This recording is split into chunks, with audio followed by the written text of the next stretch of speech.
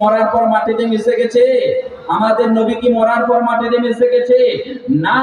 আপনার আমার আল্লাহ সমস্ত নবীগণ, সমস্ত রসুলগণের আপনার জিসিমকে মাটির জন্য খাওয়া হারাম করে দিয়েছে। আমার নবী বলেন, নবী মুস্তাফার হাদিস, আন আবি দরদায় قال قال رسول الله صلى الله تعالى عليه وسلم ان الله حرم على الارض ان تقول افسد الانبياء فنبي الله حي يرزقون।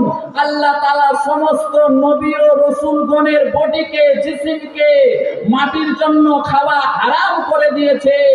শুধু নবীগণ আপনার কবরে আপনার কি করে মাটি তো তাদের জন্য আল্লাহ পাক হারাম করে দিয়েছে। আমরা যদি কবরে যাই, কবরে আমাদের নামাজ পড়ার প্রয়োজন হয় না বাপ। আমরা যখন কবরে যাব, কবরে রোজা রাখার প্রয়োজন হয় না, ইবাদত বন্দেগী করি না। আমার নবী বলেন, আল আম্বিয়াউ আহইয়াউন ফি কুবুরিহিম ইউসাল্লুন। মুহাব্বতে বলুন সুবহানাল্লাহ।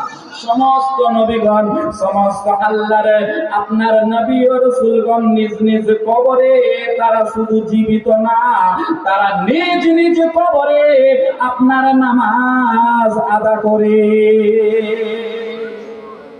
তাহলে বোঝা গেল নবীগণ নামাজও পড়ে, আপনার রোজাও রাখে, আপনার হজও করে। আর কিছু কাঠমোল্লা বের হয়েছে, কিছু মৌলবি বের হয়েছে আপনার কলকাতার সাইডে, আপনার বর্ধমানের সাইডে। আপনি তাদেরকে যদি সূরাতুল ফাতিহা ঠিক মতো পড়তে বলেন, তারা সূরাতুল ফাতিহা ঠিক মতো পড়তে পারবে না।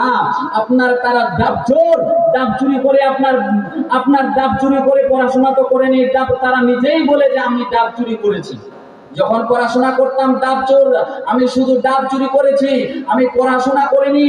কিন্তু তারা নবীর শান, নবীর মানকে কমানোর জন্য চেষ্টা করছে। আরে কিন্তু নবীর শানকে আল্লাহ পাক বাড়িয়ে দিয়েছে, পৃথিবীর কোনো মোল্লা কমাতে পারবে না। মুহাব্বতে বলুন সুবহানাল্লাহ। কোন মোল্লা কমাতে পারবে না। আমার নবীর শান কত, আমার নবীর মান কত, আমার নবীর মর্যাদা কত আল্লাহ পাক দিয়েছেন। আসুন আপনাদেরকে নিয়ে যাই।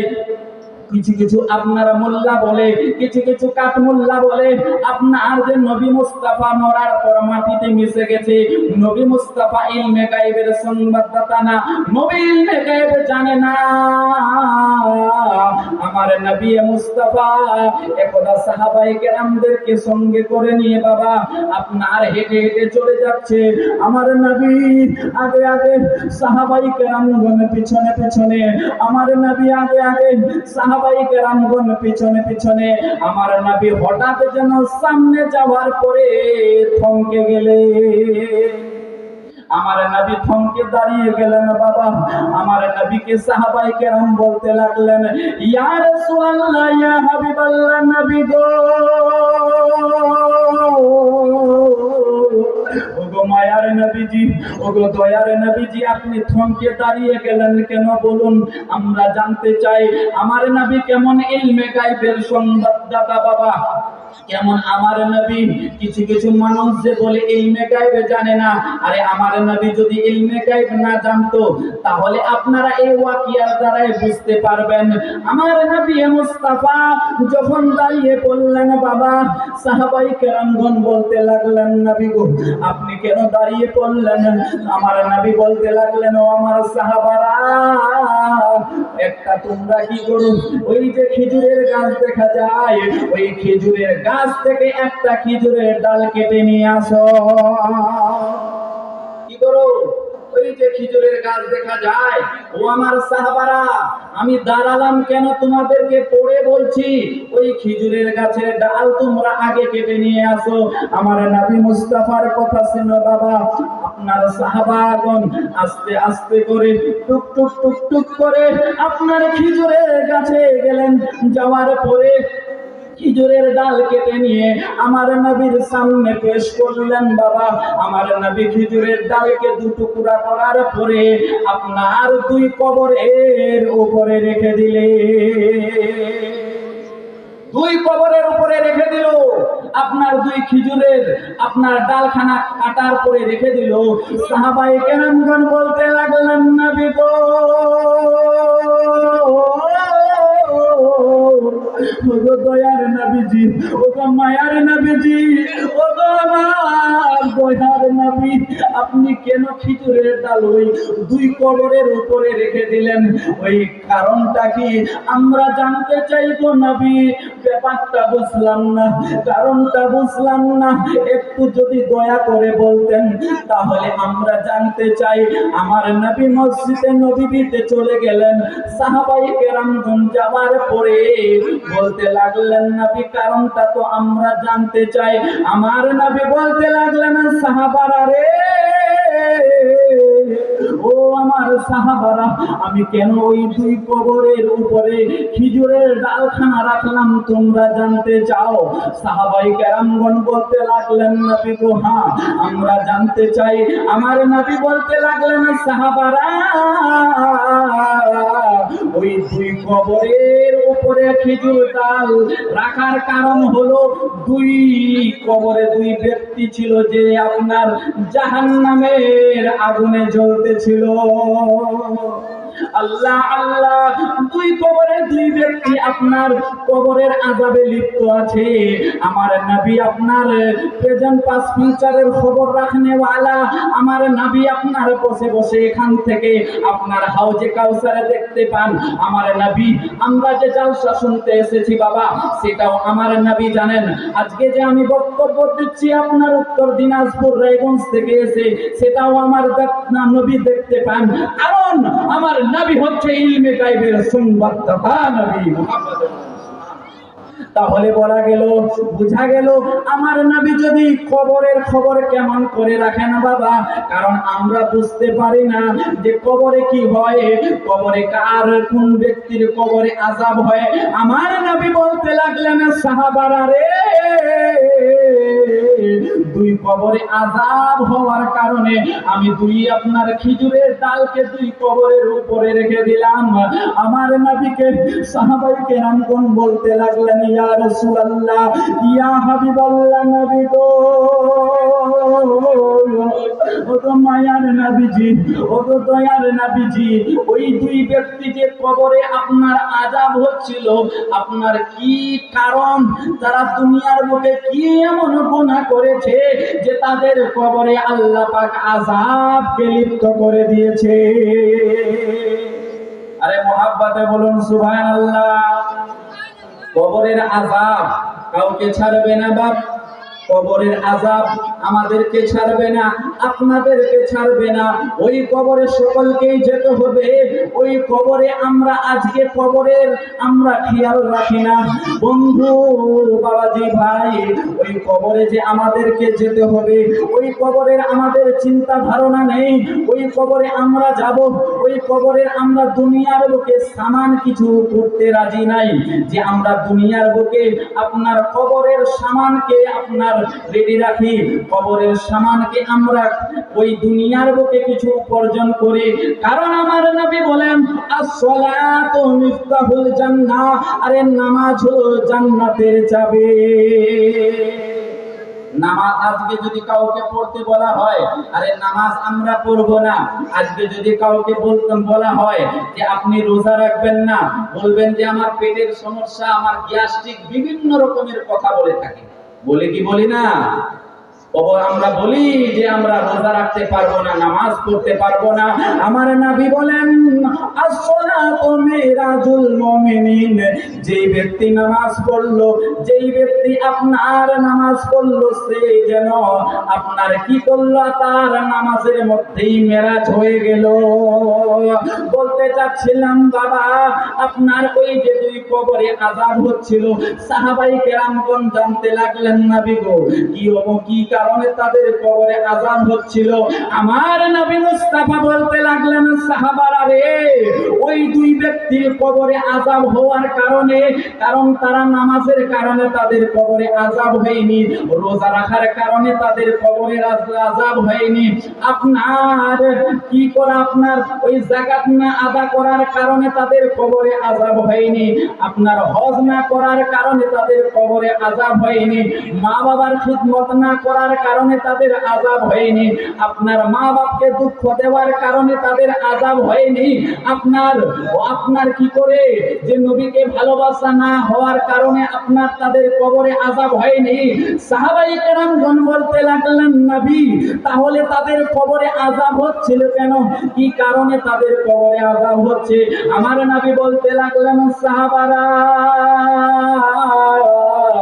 একজন ব্যক্তি দুনিয়াতে যখন ছিল, দুনিয়াতে পেশাব করত, পেশাবের ছিটা থেকে না বাঁচার কারণে আল্লাহ তাদের কবরে আযাবে লিপ্ত করে দিয়েছে। আরে মুহাব্বতে বলুন সুবহানাল্লাহ। আজকে আমরা পেশাব করি কিন্তু পেশাবের পর যে পানি নিতে হয় আমরা জানি না। অনেক যুবক ভাই দেখবেন যে ফ্রি ফায়ার নিয়ে ব্যস্ত, অনেক যুবক ভাই দেখবেন যে আপনার মেয়ের পিছনে প্রেম ভালোবাসা তাদের চলছে, আপনার লাভের কারণে আপনার মা বাপকে কষ্ট দিচ্ছে। অনেক যুবক ভাই কে আমি আজকে বলতে চাই, সাবধান করে দিচ্ছি, এই যুবক ভাইয়েরা এখনো সময় আছে, তোমরা কি করো দিয়ে মেয়ের পিছনে তোমরা লক্ষ লক্ষ টাকাকে খরচ করে দাও, মেয়ে ধোকা দিয়ে দিল, তোমার টাকা নিয়ে চলে গেল, তোমার ধন সম্পদ টাকা পয়সা সব শেষ, বরবাদ করে গেল। কিন্তু ওই মেয়ের পিছনে তুমি যতগুলো টাকা খরচ করেছো তার থেকে যদি 10 টাকা যদি মা বাবার পিছনে খরচ করো না, তো আল্লাহ খুশি হয়ে যাবে, আল্লাহ তোমার জন্য জান্নাত ওয়াজিব করে দেবে। আজকে যুবক ভাই অনেক রয়েছে যে ফ্রি ফায়ারে নিয়ে ব্যস্ত। আপনার ইউটিউবে অনেক বক্তা দেখবেন, আপনার ভালো ভালো কথা বলবে, আপনার 100টা কথার ভিতরে তাদের 99 কথায় আপনার ঠিক, কিন্তু একটা কথা যে বলবে আপনার ভাইরাস ঢুকিয়ে দিল, আপনার ভেতরে ভাইরাস দিয়ে দিল।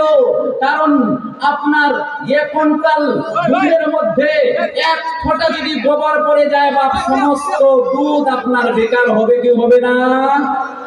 আজকে যুবক ভাইদেরকে আমি বলতে চাই, আরে ফ্রি ফায়ার খেলা বন্ধ করে দাও, আপনার বিভিন্ন রকমের খেলা বন্ধ করে যাও, আরে ইসলামের পথে চলে আসো। আমার নবী বলেন, উতলুবুল ইলমা ওয়ালাউ কান্না বিসসিন। এই জগৎবাসী সমস্ত মানুষকে আমার নবী বলেন যে উতলুবুল ইলমা ওয়ালাউ কান্না বিসসিন, তোমাদেরকে যদি ইলমে দ্বীন হাসিল করার জন্য যদি নিজের দেশ ছেড়ে চীন দেশে যেতে হয়, তাহলে তোমরা যাও আর ওই ইলমে দ্বীন হাসিল করো।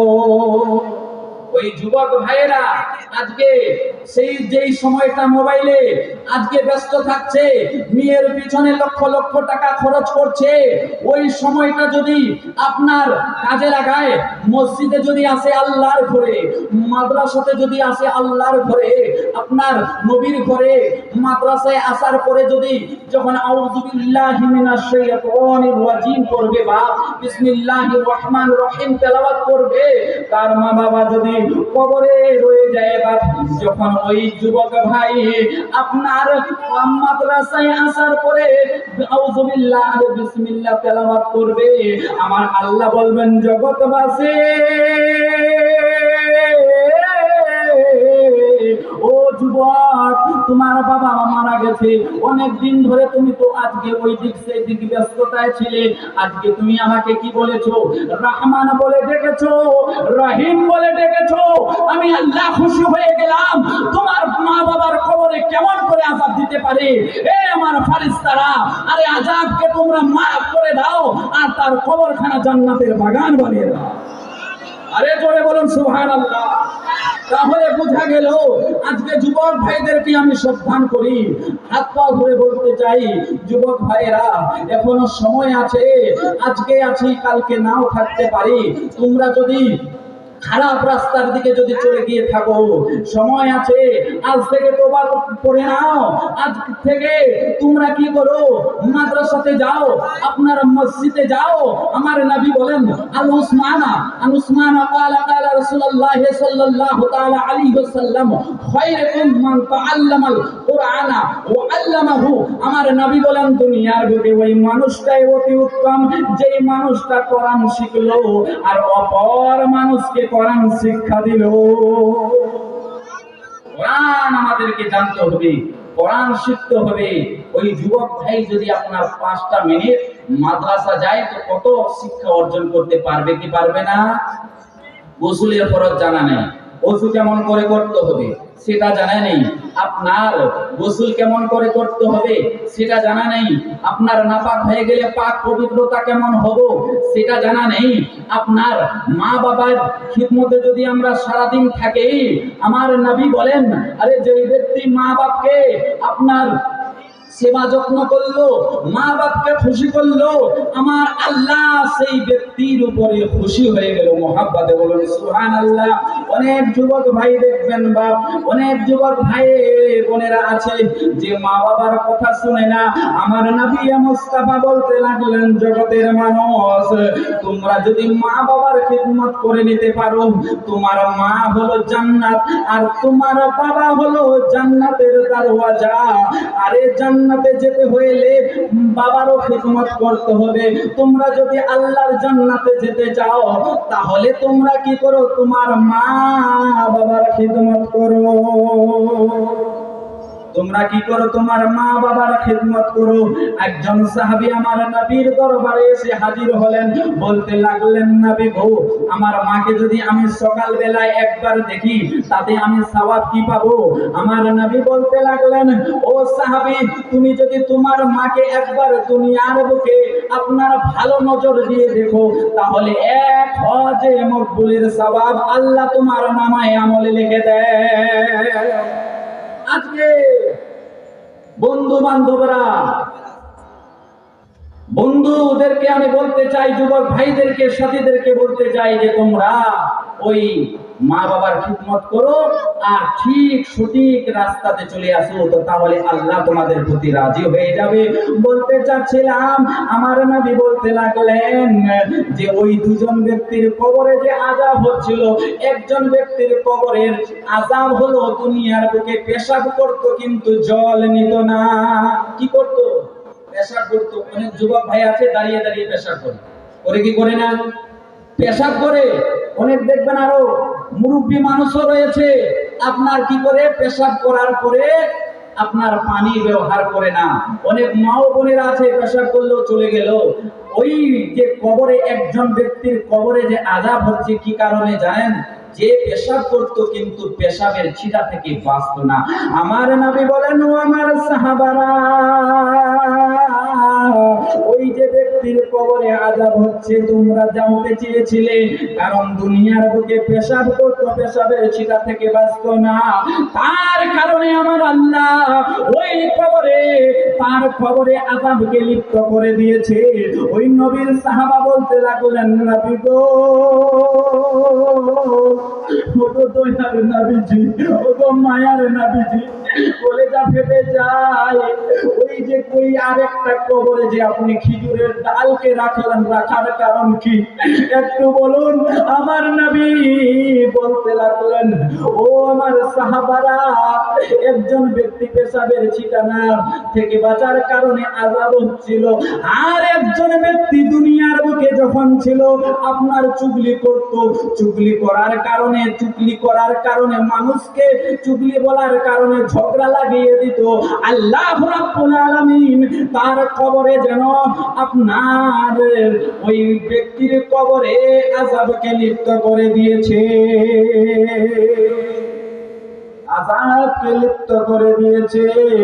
আমার নবীর সাহাবী বলতে লাগলেন, নবী গো, ওই বুঝলাম যে একজন ব্যক্তির কবরে পেশাবের ছিটা থেকে না বাঁচার কারণে আযাব হচ্ছিল, আর একজন ব্যক্তির চুগলি করার কারণে আযাব হচ্ছিল, বুঝলাম গো নবী।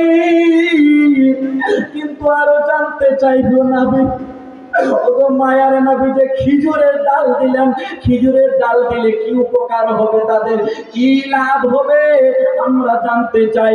আমার নবী মুস্তাফা বলতে লাগলেন, ও আমার সাহাবারা, এই যে খেজুরের ডালখানা দিয়ে দিলাম, আপনার খেজুরের ডাল যতদিন আপনার ওই কবরে থাকবে, কবরে থাকার কারণে আপনার খেজুরের ডাল আল্লাহর তাসবিহ তাহলিল পাঠ করবে, আর ওই তাসবিহ তাহলিল পাঠ করার কারণে আল্লাহ তাদের কবরের আযাবকে মাফ করে দেবে।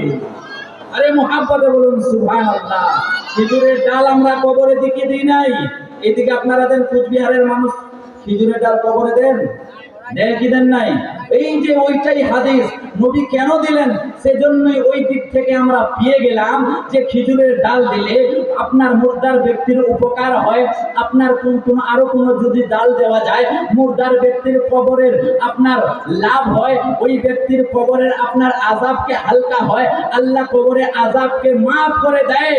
আর ওই কাতমুল্লাহ বলে যে আমার নবী ইলমে গায়বের সংবাদটা জানে না, ওই ব্যক্তিকে আমি বলতে চাই, আজকে আলোকঝাড়ের মাটিতে চ্যালেঞ্জ করে বলতে চাই, আরে তুমি বসো, তোমাকে হাজার হাজার দলিল দিয়ে আরে মাটি দিয়ে দিব যে নবী ইলমে গায়ব জানে কি জানে না। মুহাব্বতে বলুন সুবহানাল্লাহ, আরো জোরে বলুন সুবহানাল্লাহ। খেলছে সে খুশিতে প্রেমেরই খেলা, এসেছে দুনিয়াতে আরশের দুলহা। আরে মুহাব্বতে আরো জোরে কষ্ট করে বলুন সুবহানাল্লাহ। আরে নবীকে যারা ভালোবাসে না, আউলিয়া প্রেমিক, নবী প্রেমিক, হাত তুলে বলুন তো, যিনারা হাত তুলবেন আল্লাহ যেন তাদের হাতকে যেন কোনোদিন আপনার অবশ না করে, প্যারালিসে জানে তিনাদের হাত যেন সুস্থ সহি সালামত থাকে। একবার হাত তুলে বলুন ইয়া রাসূলুল্লাহ, আরো বলুন ইয়া হুসাইন, ইয়া গাউসাল মাদাদ।